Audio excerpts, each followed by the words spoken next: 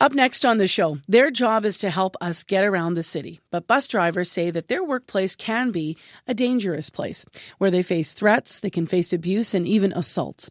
Today, local members of the Amalgamated Transit Union will sit down with MPs to discuss whether it's time to change the criminal code to allow tougher penalties for people who assault drivers. Now, this is part of a series of roundtable discussions on a proposed private member's bill in the House of Commons. My next guests are going to be at the meeting. Bob Sawatsky drove for Winnipeg Transit 25 years before retiring in January. Hi there, Bob. Hi.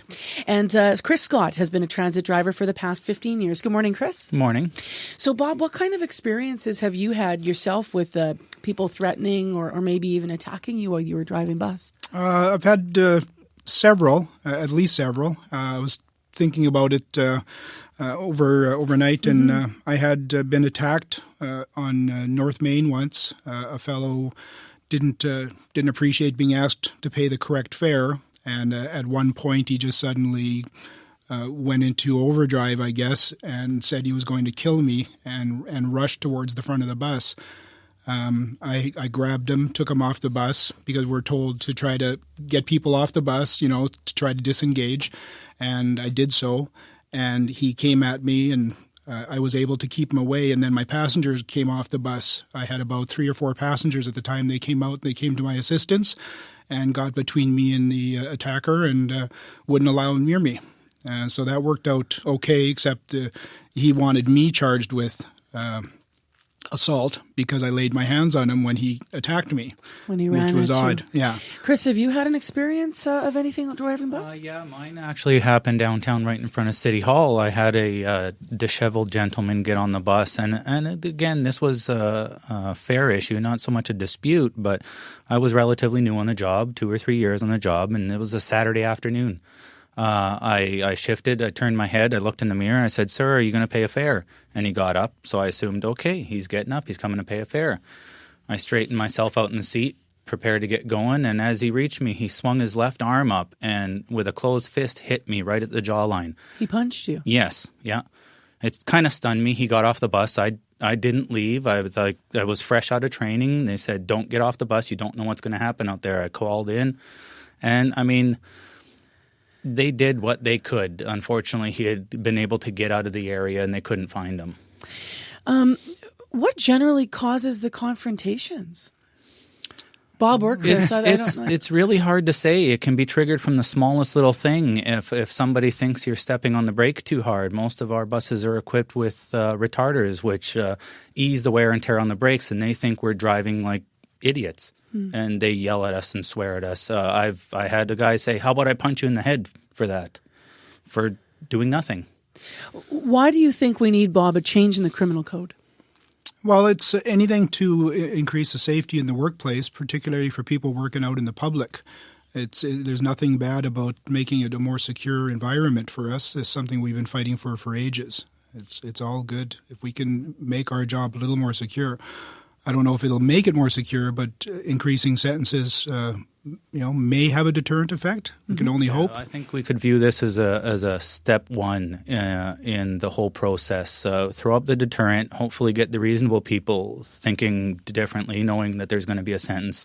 Step 2 is prevent the assault from happening in the first place. I mean, we're ATU. The only people that should go to work expecting to be hit are UFC and WWE. Yeah, no kidding. So how are you supposed to handle it when there's a confrontation or attack? It was interesting that we've gleaned a little bit. You said, don't get off the bus. And then you were saying, try to get the person off the bus, though. Yeah, so what else are you supposed to do? If you can open the doors and there's a chance they'll just leave, that's what you do. And you're not supposed to get out of the seat and chase them. But in my case, because I felt I was an imminent threat, yeah, of course. I got up to defend myself. And what happens when you report incidents like this to transit? I had to do so because I had to file a police report as well, and they take the report, and generally at that time they were pretty good.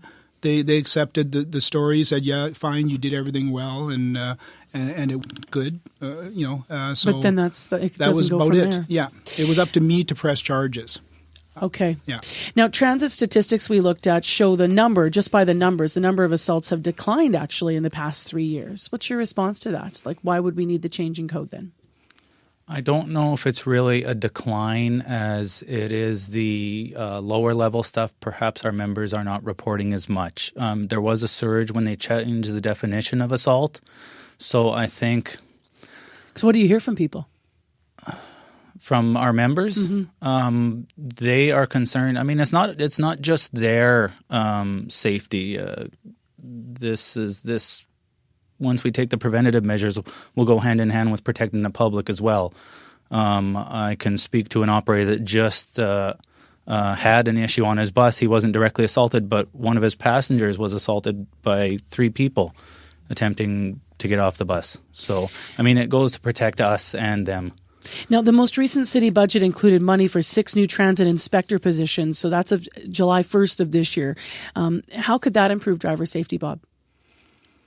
Having transit police, I've always been a great proponent of it, and I think it would go a long ways towards ensuring security, because if we call in something, like I had an incident where a gun was pointed at me once, if that would get a quick response from the police. But if there's no weapon, police generally won't come out. You're put very low on the list of things to do, and our own transit police, that would be their primary function, would be security of the transit workforce, and I think it has to be done. Well, we'll hear more through the day today. Thank you both for coming in early this morning with this. Bob Swatsky, thank you. You're welcome. And thank you, Chris Scott. Thank you for having me. Bob drove a bus for Winnipeg Transit for 25 years. He retired in January. Chris is still behind the wheel. He has been a driver for 15 years. So they're both going to be at this roundtable discussion with MPs Kevin Lamoureux and Ralph Goodale today. They're discussing a proposed bill to change the criminal code to allow stiffer penalties for assaulting public transportation workers. And we're asking what you think about it on Facebook.